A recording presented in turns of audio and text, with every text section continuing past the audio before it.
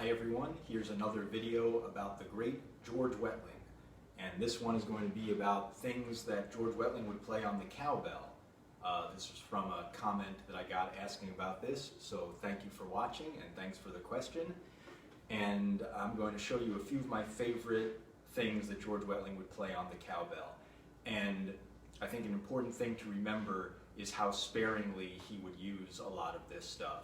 He was a master of good taste, and he knew exactly when to do these things, and sometimes people who are maybe new to playing this music, or even not so new, can tend to overdo this sort of thing, and a well-placed cowbell figure at the right time can be the greatest thing ever, but a little of it can go a long way. And so listen to George Wettling to hear how tasteful he was with this stuff and just exactly where he would put it in. So the first one is, it's a sticking that George Wettling would play a lot, left, right, right, left, right. The left hand on the snare drum and the right hand on the cowbell.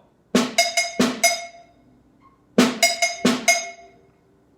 can play that twice in a row.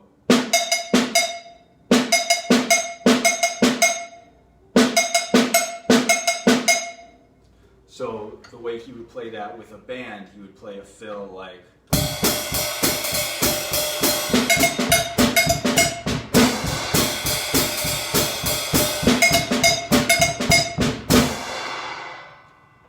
Sometimes he'd throw in a little tom-tom figure at the end, just right, left, right.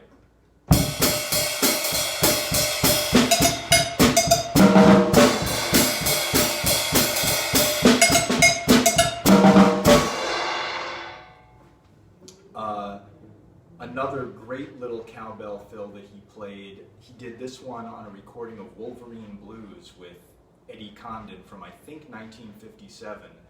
And this was actually the first recording of George Wettling that I ever heard.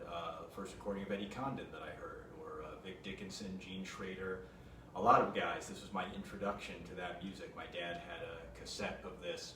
But George Wettling plays this great little fill on the cowbell near the end of Wolverine Blues. It's just two notes on the cowbell, just the and of one and beat three. So he'd play.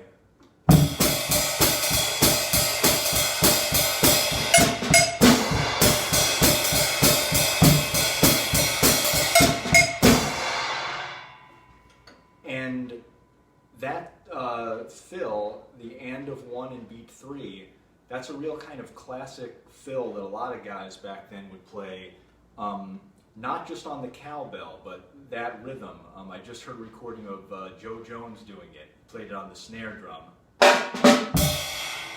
And Cliff Lehman would play it on a little splash cymbal.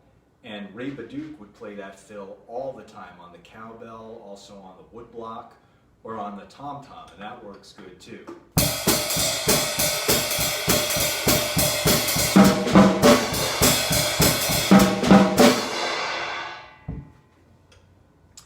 And the last one that I'll play is one that George Wettling would play at the end of tunes to really drive things home, maybe the last 4 or 8 bars of a tune.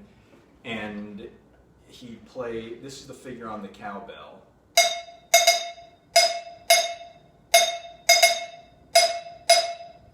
And then he'd play 2 and 4 with the left hand.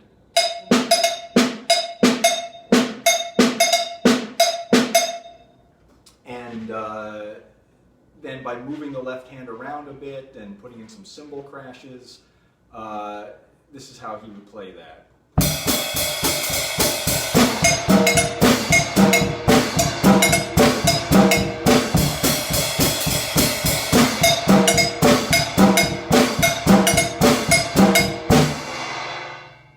You can hear him play that at the end of Jam Session Blues into Ole Miss on Jam Session Coast to Coast with Eddie Condon.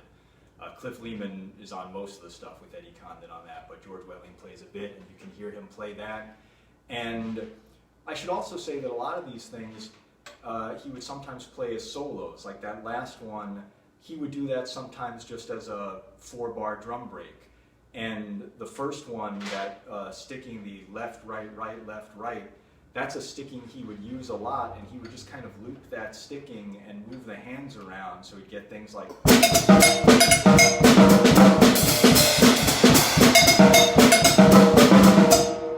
So that kind of thing is something that he would also play.